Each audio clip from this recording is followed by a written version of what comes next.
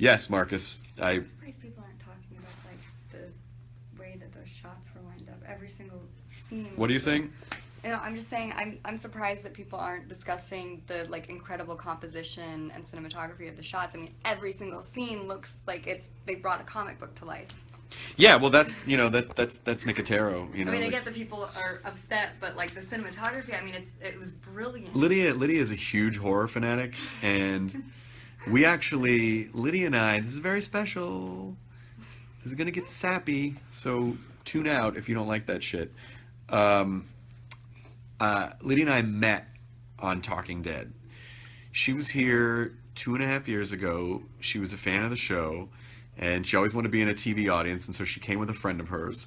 And turns out the guy who cuts my hair and does makeup on the show, she had just worked with like a month before or something. And so we met briefly, and it was the episode after it was the day after my dad died, and I came into work, and AMC had said, they called me and they said, you really don't have to come into work today. And I go, no, it's important. I need to come into work. It's a good distraction.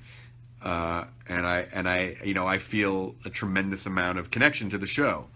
I mean, it really is not just a hosting job to me. I feel a tremendous amount of connection to the show, and I really appreciate it. It's very special to me. So I came in, and I was in a bit of a daze, and I said a thing at the end, you know, about my dad and appreciating your family when you have them, and I was very lucky because I felt I'm just gonna go off on that, but I was very lucky because we had a great relationship, and I feel like, you know, my dad had a heart attack, so it was very sudden, and we had just you know, and we were in a really good place. So I was very lucky that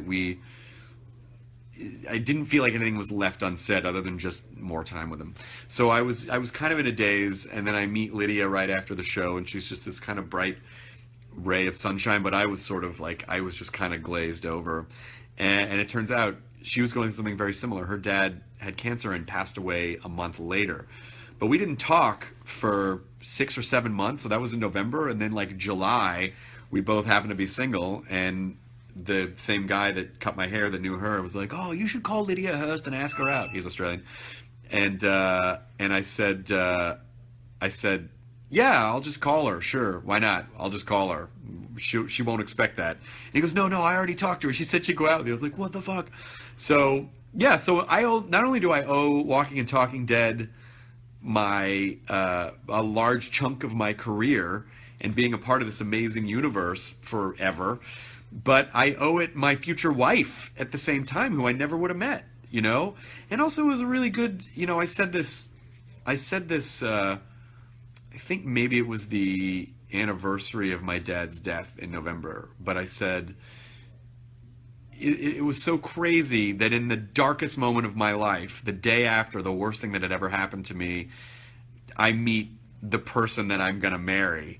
So no matter how shitty you think things are, no matter how dark it is, no matter how many Walking Dead finales you get upset at, you know, you never know what's around the corner. So you can never count everything out, you know. You just have to, you always have to have hope, no matter what, because life can change in an instant, you know, for better or for worse. But it always, you know, it always comes around. Yeah, hashtag sappy. I know. Fuck off. I know. I'm sorry. I got off on a tangent. It is Talking Dead family story time.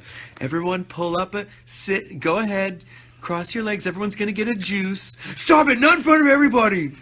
Just drop me off in the corner. I'll just walk to the mall from here. No, don't drop me off in front of the mall. I don't know who it is.